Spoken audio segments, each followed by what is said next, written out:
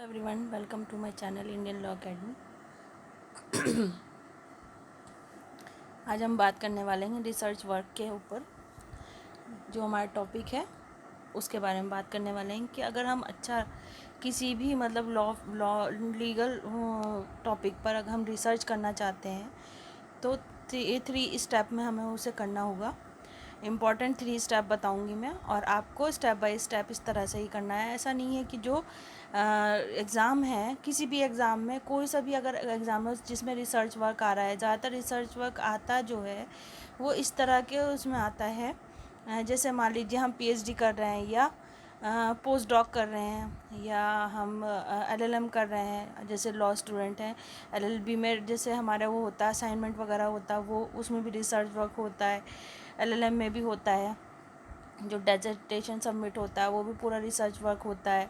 और पीएचडी में thesis submit जो होती है वो सब रिसर्च वर्क होता है। अब तो पीएचडी के लिए भी रिसर्च प्रपोजल मांग रहे हैं। रिसर्च प्रपोजल या रिसर्च वर्क से मतलब वो होता है कोई सा भी टॉपिक दे देंगे आपको, जैसे साइबर सिक्योरिटी या साइबर क्राइम से रिलेटेड दे देंगे कोई सा भी आपको टॉपिक, और उस टॉपिक पर आपको रिसर्च वर्क करने के लिए कह दिया जाएगा। जैसे अभी हम हाल फिलहाल में जो मेन सीरीज़ में बना रही हूँ वो Allahabad high court law clerk trainee के लिए बना रही हूँ, जिसमें स्क्रीनिंग टेस्ट कर दिया है इसी साल से। पहले तो इंटरव्यू होता था, ठीक है, तो उसका जो वर्क नेचर है उसके हिसाब से अगर बताया जाए तो रिसर्च वर्क ही होता है मेन। और एक जो ऐसे राइटिंग वाला आएगा वो आपका जो है एक तरह से देखी जाएगी कि आपकी लिखने की या इंग्लिश कैसी है इम्प्रूव, या ऐसे राइटिंग के ज़रिए वो आपकी ये देखेंगे कि नॉलेज आपको कितनी है किसी टॉपिक को लेकर, और आप उसे कितने अच्छे से लिख सकते हैं या किसी भी टॉपिक को अपने एक्सप्रेस कर सकते हैं। ठीक है, ऐसे राइटिंग से ये जानना चाहते हैं वो। रिसर्च वर्क से मतलब उनका ये है कि जो उनका वर्क है, वर्क ऑफ नेचर जो है वो यही है, किसी भी केस को रिलेट करते हुए। जब कई सारे केसेस आते हैं हाई कोर्ट के पास जो आपके ऑनरेबल जस्टिस होंगे जिसके अंडर में आप काम करेंगे, तो ऑनरेबल जस्टिस जो होंगे वो आपको कोई सा भी केस जो उनके पास आते हैं, हज़ारों केस होते हैं, तो उससे रिलेट करता है। मान लीजिए आपके पास कोई साइबर क्राइम से रिलेटेड क्राइम वो आया है, केस आया है जस्टिस किसी भी जजेस के अंडर में, जिसके अंडर में आप लॉ क्लर्क ट्रेनी हैं, ठीक है। और ये 1 साल के लिए कॉन्ट्रैक्ट बेस्ड जॉब है, जैसे कि सभी जानते हैं। तो उसमें आपको वो इसी काम को करवाएंगे, वो एक तरह से आपको एक इंटर्न की तरह आपके अपने साथ काम करवाएंगे आपसे। तो वो आपको यही सब दे देंगे कि आप जो है साइबर क्राइम से रिलेट करता हुआ जो है हमारे इंडियन लॉ में किस तरह के प्रोविज़न है, ठीक है, क्रिमिनल लॉ में क्या प्रोविज़न दे रखा है, या जैसे राइट टू इन्फॉर्मेशन एक्ट है उसमें क्या प्रोविज़न दे रखे हैं कि आप कौन से डिपार्टमेंट से जाके साइबर क्राइम मान लीजिए हुआ है तो साइबर सेल में किस तरह से आप अप्लाई करेंगे, अपनी जो शिकायत है वो किस तरह से लिखेंगे, ये लिख कर देंगे। या कोई जो केस आपके पास साइबर क्राइम से रिलेटेड आया है जिस पर आपको जो है जस्टिस किसी भी जिस भी जजिस ने जिसके अंडर में आप काम कर रहे हो उसने रिसर्च करने के लिए उन्होंने रिसर्च करने के लिए आपको दिया है, तो वो आपको बोल देंगे। मान लीजिए साइबर क्राइम से रिलेट करता हुआ आपको जो है रिसर्च वर्क करने के लिए दे दिया जाएगा कि कौन सा लॉ एप्लीकेबल होगा। जैसे इंडियन आईटी एक्ट लागू होगा इस पर, इंडियन टेक्नोलॉजी एक्ट 2000 का है, ठीक है। और ये किस तरह का मतलब इसमें एविडेंस दिए जाएंगे, तो इंडियन टेक्नोलॉजी एक्ट 2000 से ही रिलेट करते हुए इसमें वो होंगे डॉक्यूमेंट होंगे, क्योंकि जो भी डॉक्यूमेंट होंगे या तो कंप्यूटराइज्ड होंगे वो, ठीक है। साइबर क्राइम कैसे होता है, ऑनलाइन क्राइम होता है। अब जैसे हमारे यहाँ पे ऑनलाइन बहुत मतलब वो हो गए हैं, ऑनलाइन ही पेमेंट हो रहा है, तो मोड ऑफ पेमेंट भी सारा ऑनलाइन हो गया है, तो साइबर क्राइम होने के बहुत चांसेस रहते हैं। तो मान लीजिए किसी के बैंक अकाउंट को ही हैक कर लिया गया है, इस तरह का कोई केस आया है, तो साइबर क्राइम से रिलेट करता हुआ है चूँकि ये टॉपिक, तो आपको लॉ के लिए सर्च करने के लिए दे दिया जाएगा कि आपको इस पर लॉ सर्च करना है, या इससे रिलेट करता हुआ कोई केस लो है तो उसका रेफरेंस आप उसमें दे सकते हैं। तो उसे हम रिसर्च वर्क को हम किस तरह से करेंगे उसे हम स्टेप बाय स्टेप देखते हैं। वैसे आपको कोई सा भी केस से रिलेट करने के लिए अगर आप उस पर प्रैक्टिस करना चाहते हैं तो केस से रिलेट करते हुए आप उसे रिसर्च वर्क की तरह से करें, प्रैक्टिस करें उसकी, तब आपको समझ में आएगा। और रिसर्च वर्क किस तरह से आप कर सकते हैं वो स्टेप मैं बता रही हूँ। सबसे पहला स्टेप है what is legal research and where do I start, मतलब हम कहाँ से रिसर्च वर्क स्टार्ट कर सकते हैं और क्या होता है लीगल रिसर्च, ये देखते हैं। इसमें सबसे पहले ये बता रहे हैं कि Black's law dictionary defines legal search research as the finding and assembling of authorities that bear on a question of law. But what does that actually mean? Essentially it means that legal research is the process you use to identify and find the laws, including statutes, regulations, the court opinions that apply to the facts of your case. मतलब ये कह रहे हैं कि वही जो मैंने बात बोली है सिंपल वे में वही चीज़ ये बोल रहे हैं अपनी एक लीगल टर्म्स को यूज़ करते हुए। जैसे वो कह रहे हैं कि अगर आपको किसी केस के ऊपर रिसर्च करना है तो उसमें आपको आइडेंटिफाई क्या करना होगा, फाइंड करना होगा सबसे पहले लॉ क्या है, इंक्लूडिंग इंस्टीट्यूट से मतलब वही होता है लॉ से, रेगुलेशंस क्या है, कौन से रूल्स लागू हुए उस पर, एंड कोर्ट ओपिनियन जैसे रेफरेंस में जैसे बताई थी, रेफरेंस दे सकते हैं आपको कि इस तरह का केस पहले भी आ चुका है सुप्रीम कोर्ट के सामने, ये सब इशू हुए थे, ये सब रेफरेंस थे उस केस के, ये सब उस केस में प्रॉब्लम्स थी। जैसे इसमें कोर्ट ओपिनियंस क्या था उस केस का जो जिसका आप रेफरेंस दे रहे हैं उसमें जजमेंट क्या रहा, ठीक है, that apply to the facts of your case, जो कि आपके केस से रिलेट करता हुआ फैक्ट टू फैक्ट बात करेगा, ठीक है, या उससे समझाएगा। In most instances, the purpose of legal research is to find support for a specific legal issue or decision. ये सपोर्ट की तरह है एक तरह से स्पेसिफिक लीगल इशू को और डिसीज़न को, जो हमारे रिसर्च वर्क है किसी भी चीज़ के बारे में रिसर्च करना। For example attorneys must conduct legal research if they need court opinions, that is case law to back up a legal argument they are making in a motion or brief filed with the court. फिर alternatively lawyers may need legal research to simply provide clients and accurate legal guidance. जैसे हर advocate या हर lawyers का पाला पड़ता है research work से। अगर मान लीजिए कोई अच्छा एडवोकेट बनना चाहता है तो उसे रिसर्च वर्क करना ही होगा। जितना एक्सपीरियंस्ड और लॉयर हो जाता है तो उसको इसीलिए तो एक्सपीरियंस बोलते हैं कि ये एक्सपीरियंस्ड लॉयर है या एडवोकेट है, उस पर लोगों का ट्रस्ट ज़्यादा होता है। वो इसलिए क्योंकि उसका एक तरह से अपने काम को लेके एक तरह से रिसर्च या नॉलेज बहुत हो गई। रिसर्च से मतलब होता है नॉलेज गेन करना। अगर मान लीजिए आप किसी भी टॉपिक पर रिसर्च कर रहे हैं तो आपको उसके लिए नॉलेज होनी चाहिए। आप उसके लिए क्या है इन्फॉर्मेशन कलेक्ट करेंगे, ठीक है।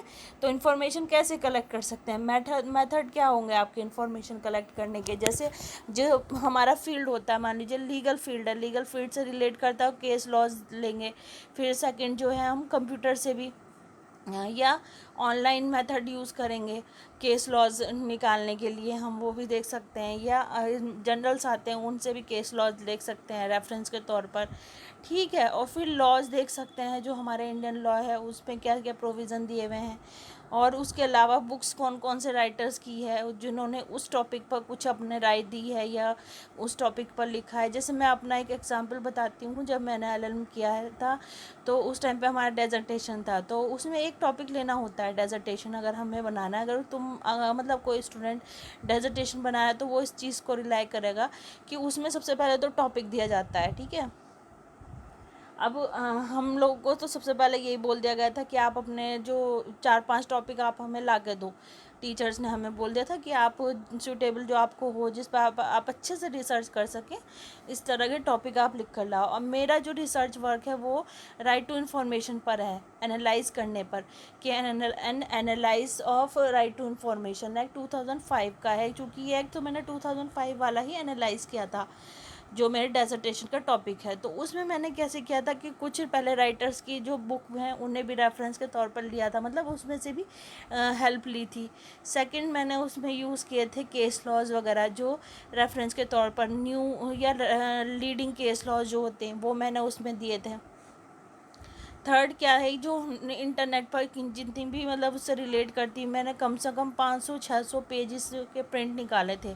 उसमें से मटेरियल अपना कलेक्ट करने के बाद फिर उसमें मैंने 150 पेजेस का मैंने खुद मतलब टाइप किया था अपना डेजर्टेशन। तो 150 पेजेस का मटेरियल ऑनलाइन जो हमारा वो है मटेरियल है, उसमें 500 पेजेस में से मैंने जो है 150 पेजेस प्रिंट अपने तैयार किए है। उसके अलावा मैंने बुक्स भी देखी, कुछ केस लॉज भी लिए। वो सारा चीज़ें लेने के बाद फिर मैंने उसमें से रिसर्च करने के बाद ही मैंने ये सब चीज़ें अपना डेजर्टेशन में जो मुझे सूटेबल लगी, जो मुझे अच्छी लगी, या कहना चाहिए कि जो मुझे लगी कि नॉलेजेबल है, जो मुझे बताना चाहिए अपने एग्जामिनर को, तो वो चीज़ें मैंने उसमें दी जो इम्पॉर्टेंट थी। ठीक है, रिसर्च वर्क का मेन पर्पस ये होता है कि नॉलेज गेन करना, दूसरा उस नॉलेज को कन्वे करना आगे स्टूडेंट्स को या टीचर को, जो भी अपने मेंटोर हैं, आप उन्हें बता रहे हैं कि हमने ये नॉलेज गेन की और कहाँ कहाँ से की, और ये इसमें इस तरह का नॉलेज है हमारे पास कि अगर हम साइबर क्राइम होता है तो हम साइबर सेल में जाके इस तरह से हेल्प ले सकते हैं। और इंडियन गवर्नमेंट ने हमारे लिए इतने प्रोविज़न दिए हुए हैं हमारे इंडियन लॉ ने, तो हम इस तरह से साइबर सेल में भी वो कर सकते हैं। और मान लीजिए बैंक में हम हमारे बैंक अकाउंट में कोई हैक कर ले तो हमें क्या सबसे पहले रेमेडी होगी। ठीक है, अगर इस तरह की प्रॉब्लम आती है तो कोर्ट में हमें क्या रेमेडी मिल सकती है वगैरह, इस तरह की चीज़ें हमें लॉ स्टूडेंट्स को देनी होती है रिसर्च वर्क के तौर पर। ठीक है, फिर उसके बाद key question to ask yourself when starting legal research.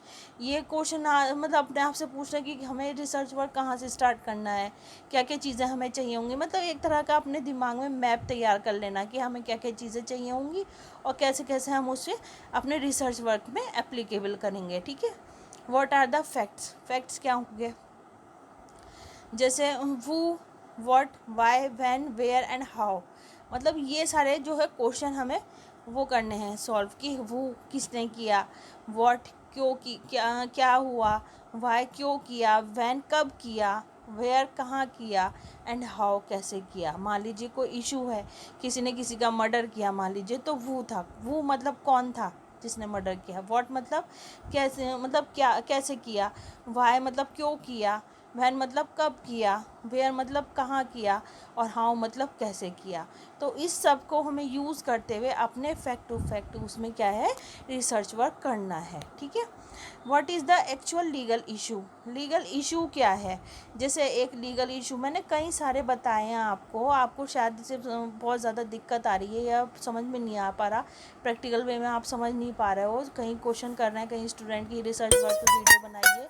वैसे मैंने बनाई है पहले, लेकिन आपको शायद वो पूरी तरह से प्रैक्टिकली उसे एप्लीकेबल करना नहीं आ रहा, तो उसके लिए बता दूँ actual what is the legal actual issue क्या है। मतलब मान लीजिए ट्रिपल तलाक से रिलेटेड था, मैंने काफ़ी सारे इशू इस तरह के बताए हैं। मान लीजिए अभी रेप केसेस होते हैं तो वो मतलब उसमें क्या क्या मतलब इशू आते हैं, वो सब चीज़ें हैं। उसके अलावा वुमेन से रिलेटेड क्राइम्स हो रहे हैं, वो क्यों हो रहे हैं और इंडिया में इतने बढ़ने के पीछे रीज़न क्या है, इससे रिलेट करते हुए केस लॉज वगैरह देने होते हैं कि इतने सारे केस लॉज अभी तक हो चुके हैं, लीडिंग केस लॉ ये हैं, इसमें ये इशू आए थे, इस तरह की प्रॉब्लम्स आई थी। इशू मतलब होता है प्रॉब्लम्स आना, फैक्ट मतलब प्रूव करना कि ये सब फैक्ट कोर्ट के सामने आए जिनसे ये प्रूव किया गया कि ये इशू थे और इन पे जो है ये फैक्ट थे जिसकी वजह से ये डिसीज़न कोर्ट ने लिया। ठीक है, इस तरह से करके जैसे निर्भया केस हुआ, उसके बाद आसिफा केस हुआ, उसके बाद एक और केस हुआ, मतलब 3-4 केसेस, हैदराबाद में भी एक केस हुआ था रेप केस।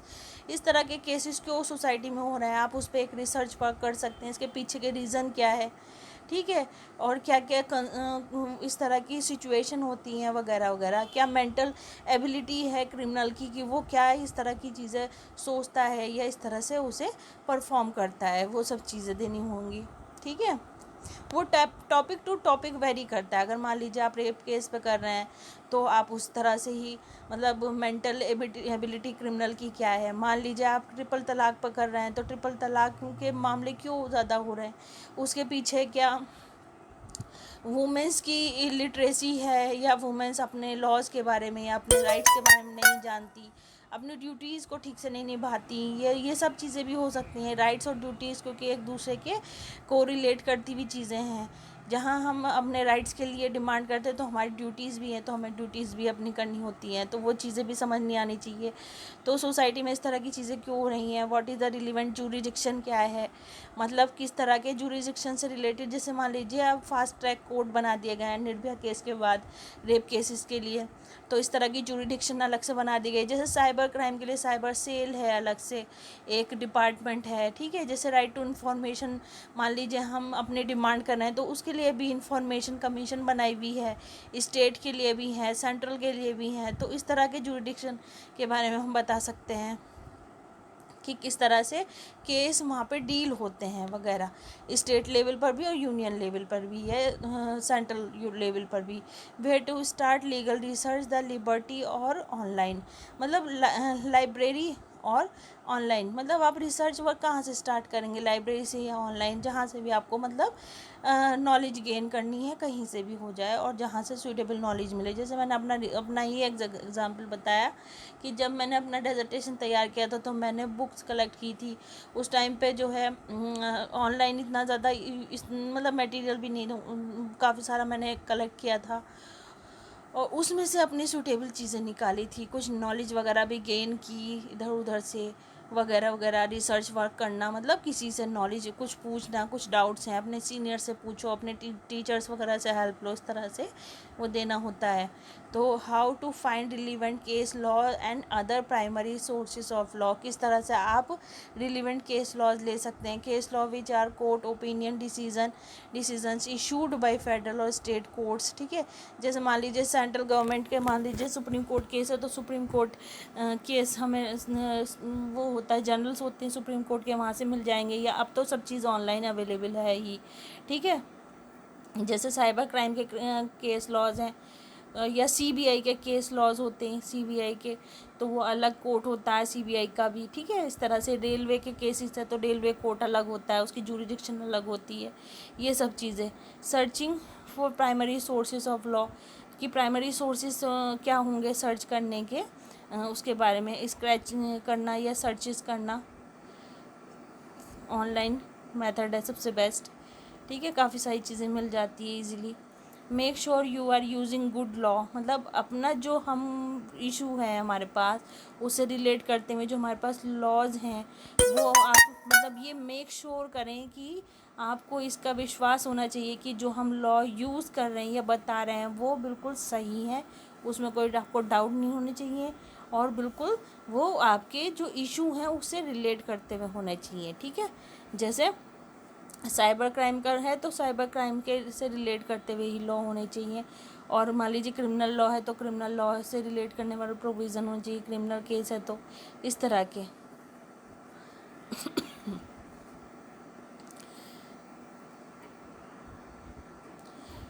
अभी अगर आपको कुछ समझ में आया तो ठीक है, आप प्रैक्टिस करना स्टार्ट करें। अभी फ़िलहाल जैसे मैंने बताया इशू फ्रेम करें, मान लीजिए इशू फ्रेम करना मतलब कैसे हुआ, क्राइम कहाँ हुआ, कब हुआ, ये सारे 4-5 क्वेश्चन बनाएं इस पर। कि मान लीजिए आप ट्रिपल तलाक के बारे में वो कर रहे हैं रिसर्च वर्क, ठीक है। इसी तरह का ही आएगा, ये मत सोचिए कि मैं जो बता रही हूँ वो सही नहीं है। कुछ स्टूडेंट ये कह रहे थे कि आपको कैसे पता, उसमें सिलेबस नहीं दे रखा, एक दो स्टूडेंट ने कमेंट किया। तो देखिए उसमें तो सिलेबस नहीं दे रखा, लेकिन रिसर्च नेचर ऑफ वर्क जैसा है तो उस हिसाब से मैं बता रही हूँ अपना पर्सनल एक्सपीरियंस। और मेरे एक दो मतलब मेरे कुछ स्टूडेंट भी हैं वो भी बता रहे, जैसे मैंने उनसे पता किया तो वो भी इसमें अभी लॉ क्लर्क ट्रेनिंग है कुछ हाई कोर्ट वगैरह में, और एक दो मेरे मतलब कलीग भी हैं सुप्रीम कोर्ट में रिसर्च वर्क भी होता है तो वहाँ भी हैं। तो उनसे भी पूछने पर मुझे यही सब पता चला कि इस तरह की ही क्वेश्चन पूछे जाते हैं और इस तरह का ही आता है, क्योंकि देखिए नेचर ऑफ वर्क भी वैसा ही है। कोर्ट में जो काम होगा जजिस के पास क्या काम होता है, केस लॉ हैंडल करना, ठीक है। तो वो आपको इसी तरह का ही तो रिसर्च वर्क देंगे। और ऐसे राइटिंग जो है वो आपकी ये देखेंगे कि आपको कितने अच्छे से एक्सप्लेन करना आता है। ऐसे राइटिंग का मेन पर्पस ये होता है कि आप अपनी बात को कितने अच्छे से सामने वाले के सामने रख सकते हैं, ठीक है। और आपके पास नॉलेज कितनी है वो सब भी पता चल जाता है। कंक्लूजन ज़रूर लिखें, इंट्रोडक्शन लिखें, उसमें पूरा जो है कंटेंट लिखें इसमें रिसर्च वर्क में। जैसे कि आप कौन सा टॉपिक पे कर रहे हैं, ये इस पर लॉ एप्लीकेबल होगा, ये इस तरह के इशू, इस तरह के केसेस में भी पहले भी आ चुके हैं। कोर्ट ने ये उसमें जो डिसीज़न पास किया, और ये डिसीज़न पास करने के बाद ये कंक्लूज़न निकलता है सोसाइटल, मतलब उसमें क्या वो है, कंडीशन है, जैसे ट्रिपल तलाक है, उससे रिलेट करता हुआ आप बता सकते हैं कि सोसाइटी में इस तरह के थॉट हैं लोगों के, और इस तरह से जो है थॉट होने की वजह से, या ये इसमें लैक ऑफ एजुकेशन पर अगर मान लीजिए रिसर्च वर्क आप कर रहे हैं तो वो क्यों है, इस तरह की सिचुएशन, ठीक है। या इथोनेशिया वाला मैंने बताया, मर्सी पिटीशन वाला, जो ये होता है कि यहाँ इंडिया में तो इलीगल है, इथोनेशिया वाला जो प्रोविज़न है, मर्सी पिटीशन जो है इसमें डाली जा सकती है कोर्ट में, कि जो हमारे पास सपोर्ट सिस्टम को हटाने का दिया हुआ है सिर्फ। मान लीजिए कोई बहुत टाइम से बीमार है, इथोनेशिया में बता दूँ कि ये होता है एक तरह से। इस पर एक मूवी भी है ऐश्वर्या राय की, आप चाहे तो वो भी देख सकते हैं, उससे भी आपको काफ़ी हेल्प होगी। ऐश्वर्या राय और वो है इसमें ऋतिक रोशन, और मुझे मूवी का नाम याद नहीं आ रहा। और उसमें जो है यही दिखाया गया है इथोनेशिया में, जो मैंने एक उसमें अनुषा शामबाग वाला केस भी बताया, जो काफ़ी लीडिंग केस है। इंडिया में इस तरह के केसेस कम हैं, लेकिन जो भी है काफ़ी इफ़ेक्टिव है। तो अगर इस तरह का टॉपिक आ जाए तो ठीक है। उसके अलावा स्वच्छ भारत अभियान है, इस पर भी काफ़ी मैंने एक ऐसे बताया, तो ऐसे से रिलेट करता, मान लीजिए आपके पास स्वच्छ भारत अभियान से रिलेटेड कोई ऐसे आ जाता है, तो आप उसमें लॉ भी लिख सकते हैं कि इसमें फंडामेंटल राइट है हमारा, जो क्लीन एनवायरनमेंट हमें मिलना चाहिए, ये सब चीज़ें आप वहाँ पे लॉ स्टूडेंट है तो वो आप ऐसे राइटिंग में इस तरह से भी ऐड कर सकते हैं, ठीक है। तो अभी आपको अगर पसंद आया, ये समझ आया, तो मुझे ज़रूर हेल्प, मतलब मैसेज करके बताइएगा कि आपको हेल्प हुई कि नहीं, और अगर आगे और कोई वीडियो चाहिए होगी तो फिर मुझे बताइएगा, और कोई दिक्कत है या प्रॉब्लम है तो मुझे कमेंट कर सकते हैं आप लोग। और लाइक ज़रूर किया करें, लाइक करने में कंजूसी मत किया करें, मुझे पता नहीं चल पाता कि आपको अच्छी लग रही वीडियो कि नहीं लग रही है, कुछ समझ आ रहा है या नहीं आ रहा है, तो इसलिए आप लाइक ज़रूर किया कीजिए वीडियो, मेरा एफ़र्ट को भी समझा कीजिए, और कमेंट ज़रूर किया कीजिए, और शेयर भी ज़रूर करें अपने जो फ्रेंड सर्कल है उनमें, क्योंकि ये बहुत अच्छा करियर ऑप्शन है, रिसर्च वर्क या रिसर्च ट्रेनिंग जो है, लॉ क्लर्क ट्रेनिंग, चाहे हाई कोर्ट में चाहे सुप्रीम कोर्ट में हो, बहुत अच्छा करियर ऑप्शन है। और हाँ, कुछ स्टूडेंट्स को दिक्कत या प्रॉब्लम आ रही थी लैंग्वेज को लेके, इंग्लिश लैंग्वेज को लेके, तो आप प्रैक्टिस करेंगे आपकी सारी प्रॉब्लम सॉल्व हो जाएगी, ऐसे कोई बड़ी दिक्कत नहीं है। इंग्लिश को इतना बड़ा हवा ना समझें, बस ये है अपनी वोकेबलरी स्ट्रॉन्ग करें, और दूसरा अपने ग्रामर पे फोकस करें। और दूसरी चीज़ ये है कि प्रैक्टिस करें, लिख लिख के देखें, रिसर्च वर्क को भी, किसी भी टॉपिक को पकड़ लें, कोई सा भी टॉपिक हो, जैसे राइट टू इन्फॉर्मेशन है, इसी पर लिख लें, रिसर्च वर्क कर लें कि रिसर्च इसमें किस तरह से, मतलब अगर कोई केस होता है, पहले खुद प्रॉब्लम बनाए एक एडवोकेट की तरह, केस बनाए, फिर उसके बाद उस पर जो है सॉल्यूशन भी दें, ठीक है। एक एडवोकेट की तरह सोचते हैं आपको रिसर्च वर्क करने के लिए, ठीक है। अगर आपको समझ आया है या पसंद आए वीडियो तो लाइक ज़रूर करें, कंजूसी बिल्कुल ना करें, ठीक है। और चैनल को सब्सक्राइब करना बिल्कुल ना भूलें अगर आप नए हैं चैनल पर। Thank you so much. Next video तक के लिए बाय बाय।